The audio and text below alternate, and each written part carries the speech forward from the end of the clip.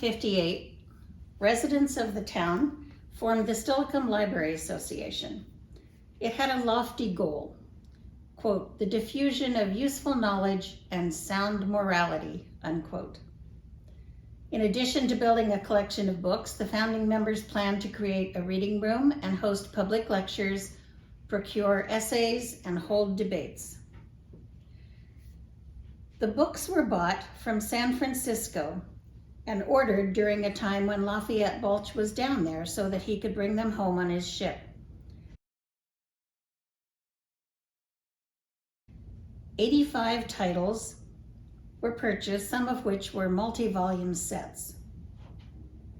Nathaniel Orr was on the founding committee, and Lafayette Balch was an honorary member of the association. The museum has in its collection receipts from the purchase of the books, and those also purchased later on. Some of the volumes that they deemed important to have were a volume by Milton and by Byron, books on British history, an encyclopedia, Webster Works, 6 volumes, and books on taking care of sheep, and also fruit farming, and a book by the classic Greek Demosthenes. Also, a biography of Peter the Great. It's very interesting to see what the first choices were.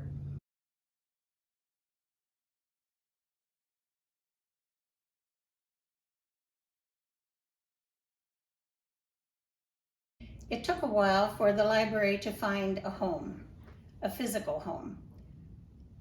By the early 1880s, they decided to put the books in the Steilacoom Normal Academy, which was a local school. But prior to that, it moved around the town, including a stint on the upper floor of the saloon.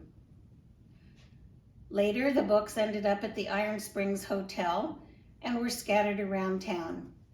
In 1920, the association revived and gathered the books into an old store building, which became a social center for the community.